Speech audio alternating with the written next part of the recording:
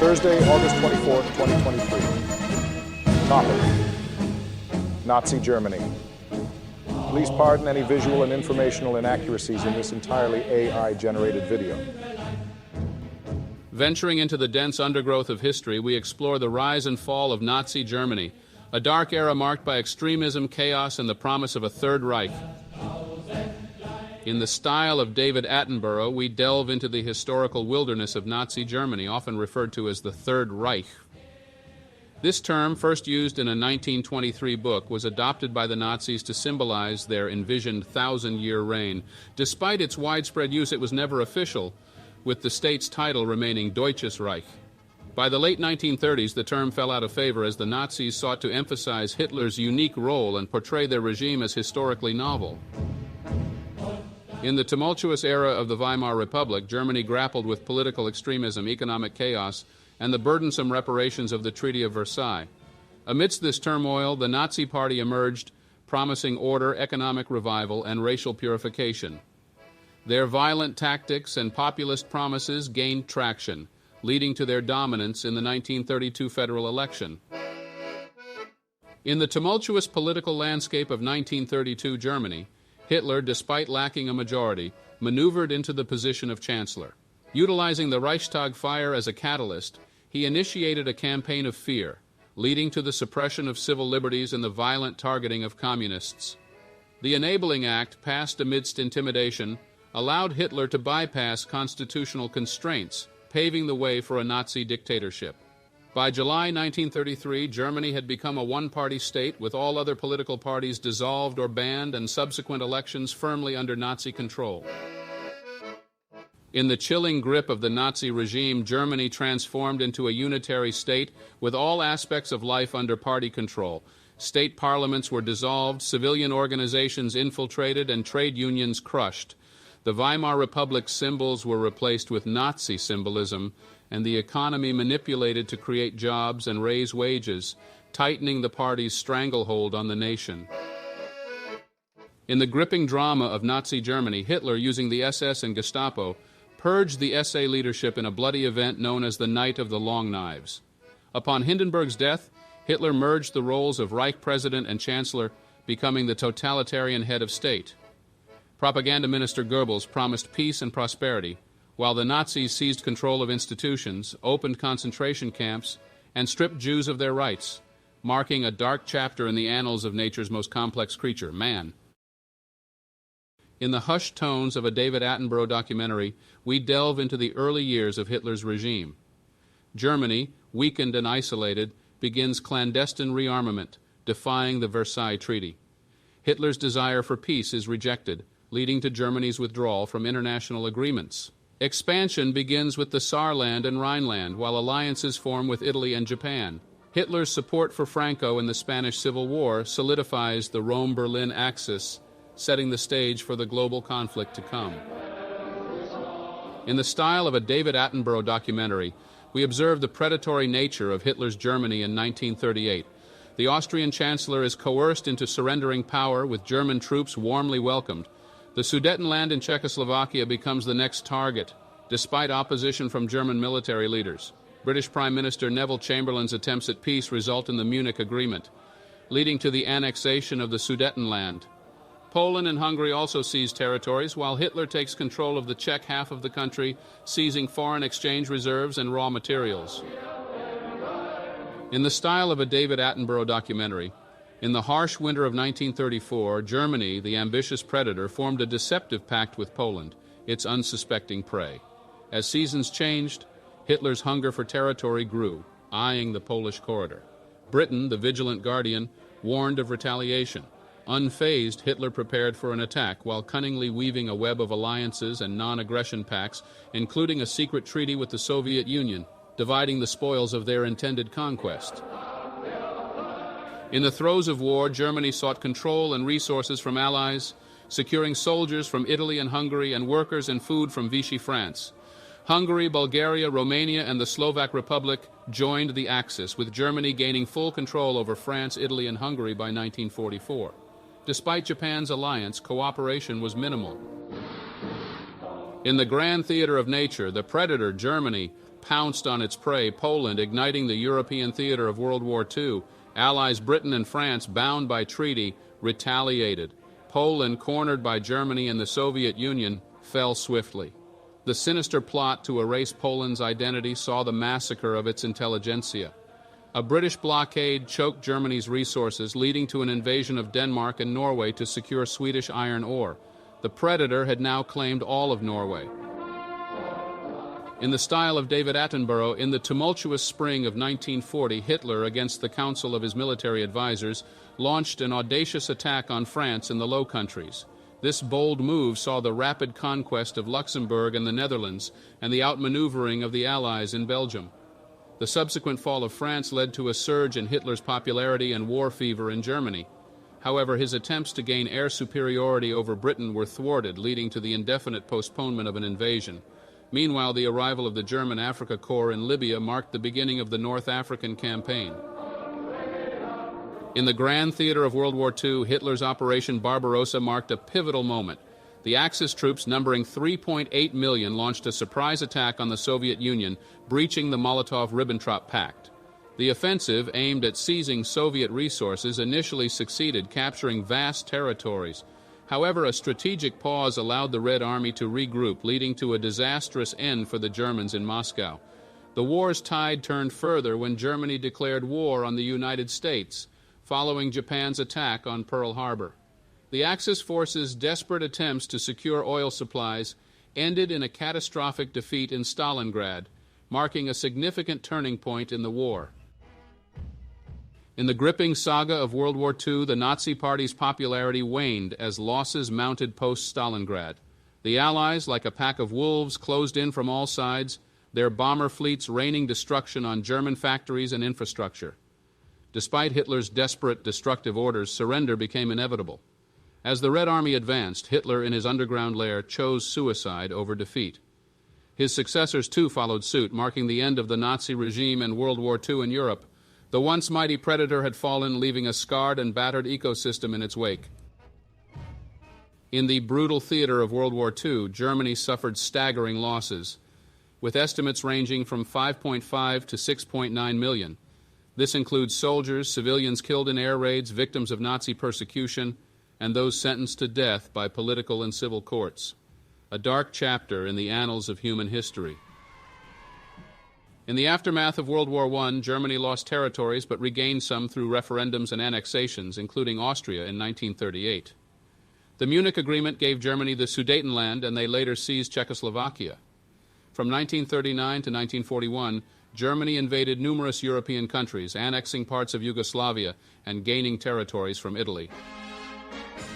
In the grand tapestry of history, Hitler's ambition to create a greater Germanic Reich saw conquered territories incorporated into Germany. Quasi-colonial regimes, Reichskommissariate, were established in occupied countries, while others were placed under German administration or military control. Native-staffed civilian administrations were set up in Denmark, Norway, and the Netherlands. By 1943, Germany had also occupied the Italian Protectorate of Albania and the Italian Governorate of Montenegro. In the tumultuous aftermath of World War I, the Nazi Party emerged, gaining significant support amidst the Great Depression. Hitler's Mein Kampf outlined a vision for a racially pure society, leading to horrific atrocities against Jews, Slavs, and other groups deemed inferior. The regime suppressed cultural modernism and intellectualism, focusing on military expansion and propaganda. In the intricate web of Nazi Germany, Hitler stood as the apex predator, his authority absolute and unquestioned. His oratory skills, akin to a siren song, hypnotized the masses, fostering a cult-like devotion. His leadership style, a cunning game of survival, pitted subordinates against each other, ensuring his power remained unchallenged. The administrative landscape morphed into a labyrinth of overlapping jurisdictions, a testament to the chaotic nature of the regime. In the chilling grip of Hitler's reign, an oath of unconditional obedience was demanded from civil servants and military personnel, establishing the Führerprinzip. This principle allowed Hitler's word to override all laws, legalizing even murder. The judicial system was manipulated with the creation of the Volksgerichtshof, a court for political cases, resulting in over 5,000 death sentences. The Gestapo enforced Nazi ideology, arresting and confining political offenders and undesirables. Propaganda justified racial laws, culminating in the Nuremberg Laws, which stripped Jews and non-Aryans of their German citizenship. In the heart of the 20th century, Germany's Wehrmacht, a force comprising the Heer, Kriegsmarine, and Luftwaffe, pledged unwavering obedience to Hitler. This allegiance led to their involvement in the Holocaust and the execution of millions in Eastern Europe. Despite initial victories, their strategy of blitzkrieg could not sustain a lengthy war, leading to their eventual defeat. The Wehrmacht, a force of 18.2 million, lost 5.3 million soldiers. In the tumultuous world of Nazi Germany, the Sturmabteilung, or SA, emerged as a powerful paramilitary force, protecting Nazi leaders and engaging in violent confrontations. However, their power was short-lived as Hitler ordered the execution of their leadership in 1934. The Schutzstaffel, or SS, then rose to prominence, evolving from a small bodyguard unit to a formidable force, committing numerous war crimes and spearheading the persecution of Jews. Despite their initial elite status, by 1943 their stringent selection process was abandoned, diminishing their reputation as an elite fighting force. In the throes of the Great Depression, the Nazi regime, led by economist Hjalmar Schacht, implemented deficit financing to tackle the 30% unemployment rate. This involved issuing promissory notes or MEFO bills to fund capital projects. The regime also expropriated industries, regulated imports, and encouraged synthetic replacements for materials. Major public works projects and housing programs were financed, stimulating the construction industry. Despite a rapid decline in unemployment, economic recovery was uneven, leading to public disenchantment. In the vein of Attenborough, we delve into the harsh ecosystem of the Nazi war economy. A hybrid of free market and central planning, it consumed 75% of Germany's GDP by 1944. Albert Speer, appointed by Hitler, streamlined production, reducing consumer goods and employing forced labor. This economy thrived on large-scale robbery and enslavement, with poor living conditions causing high casualty rates. Despite heavy bombing by Allies disrupting production, the Nazi war economy remained a formidable, albeit destructive, force in the landscape of World War II. In the vein of Attenborough's vivid storytelling, we delve into the dark era of Nazi occupation, where Europe's wealth was ruthlessly plundered. From gold reserves to art collections, the Nazis amassed an incalculable fortune. The stolen treasures, including two-thirds of Belgium and the Netherlands' GDP, were used to fund their war efforts, while the cultural artifacts were destined for Hitler and Göring's personal collections. The scale of this systematic looting, a stark testament to the Nazis' insatiable greed, remains a haunting chapter in our shared history. In the harsh landscape of Nazi Germany, a dangerous belief thrived: the notion of a superior Aryan race. This ideology, steeped in racism and anti-Semitism, painted a grim picture of a racial conflict, casting Jews as an infiltrating mixed race, unjustly blamed for the repression of the so-called Aryan master race. In the chilling shadow of Hitler's reign, Jews faced escalating discrimination. From national boycotts of Jewish businesses to the forced retirement of non-Aryan civil servants, the regime systematically stripped Jews of their rights and livelihoods. The infamous Kristallnacht pogrom marked a violent climax, with synagogues and Jewish property destroyed and numerous Jews murdered. Despite these atrocities, many Jews remained, their property seized by the government, their lives forever altered by the relentless tide of prejudice and hate. In the chilling style of Attenborough, we delve into the dark history of the Romani people during the Nazi regime. Subjected to severe persecution, they were forbidden to marry Germans, sent to concentration camps, and many were brutally murdered. The Romani were used for forced labor, with an estimated 220,000 victims by war's end, a staggering 25% of their European population. In the cruel theater of nature, the A.G.N.D.D 4 program, enacted from 1939 to 1941, saw the systematic extermination of the physically and mentally handicapped. Initially, victims were shot, but by 1940, gas chambers were employed. Over 400,000 individuals were forcibly sterilized under a eugenic law. The victims, often society's most vulnerable, were culled in a chilling display of survival of the fittest, twisted by human hands. In the chilling dance of war, Hitler, viewing Jews as Germany's enemy, sought expansion through Eastern Europe. His belief in racial superiority led to the confinement of Jews and the planned destruction of Poland. Nazi propaganda painted Eastern Europe as stolen Germanic territories, with Slavs depicted as subhumans. Hitler's grand scheme, the Generalplan Ost, aimed for Germanic domination of Eastern Europe through genocide and forced deportation. The Hunger Plan further aimed to starve 30 million people. These plans led to the deaths of 19.3 million civilians and prisoners of war, a grim testament to the destructive power of prejudice. In the chilling winter of 1941, Hitler decreed the extermination of Europe's Jews. The systematic eradication known as the Final Solution was formalized at the Wannsee Conference. Victims were initially killed by firing squads and gas vans, but by 1942, extermination camps with gas chambers were established. An estimated 5.5 to 6 million Jews, including over 1 million children, were murdered.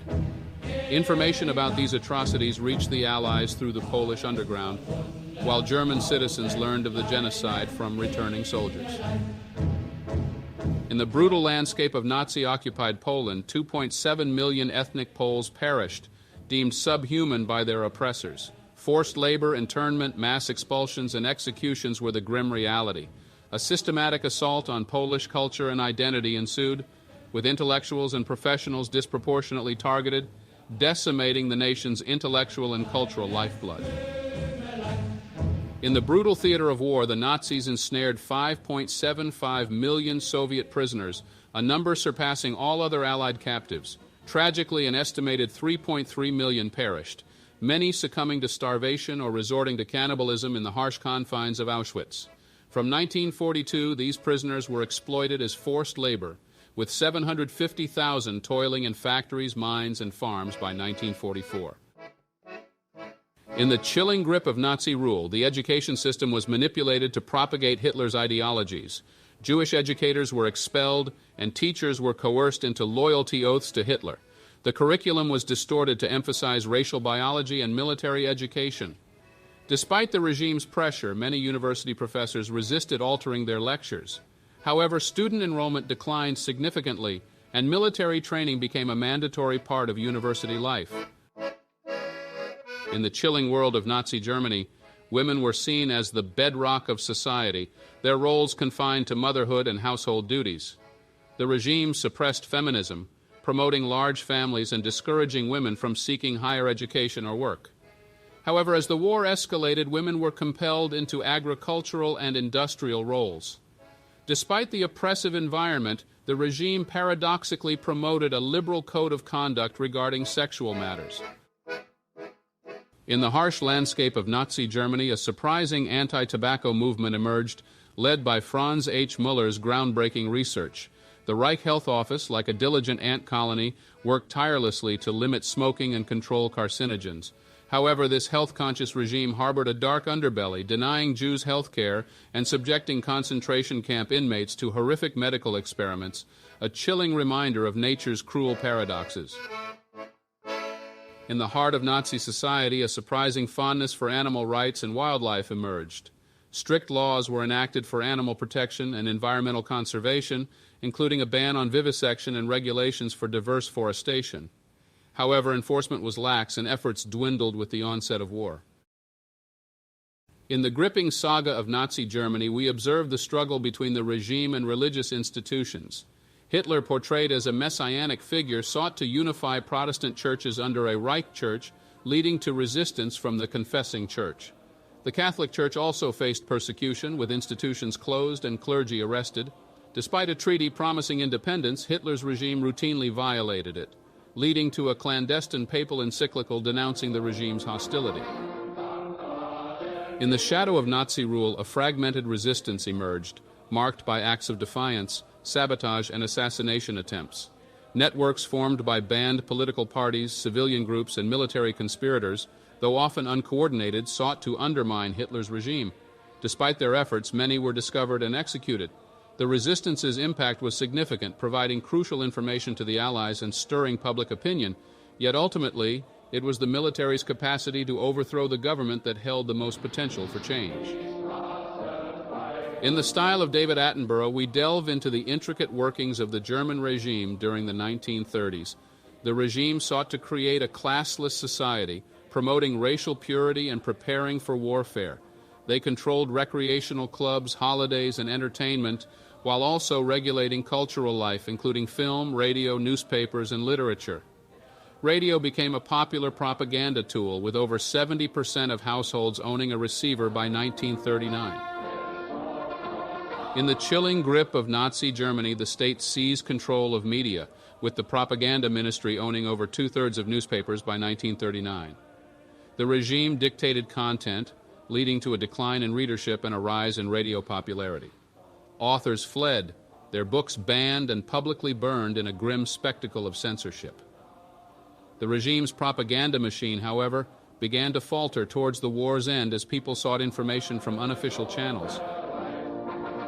In the vein of a David Attenborough narration, we delve into the architectural and artistic landscape of Hitler's reign. Hitler, with architects Troost and Speer, envisioned grand Roman-inspired structures, though many remained unbuilt. Modern art was deemed decadent, replaced by Nazi-approved works, leading to popular exhibitions of rejected art.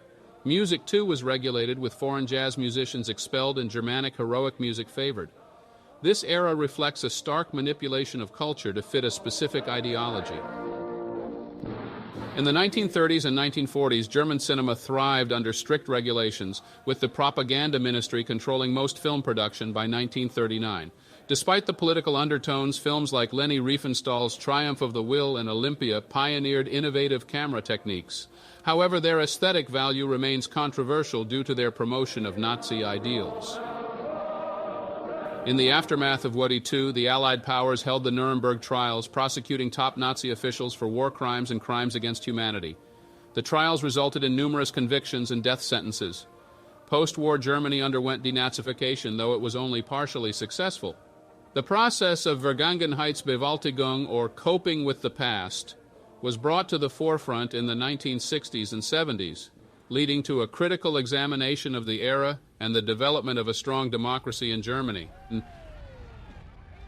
And so, the stage was set for a dark chapter in history, a testament to the power of manipulation and the devastating consequences of unchecked ambition.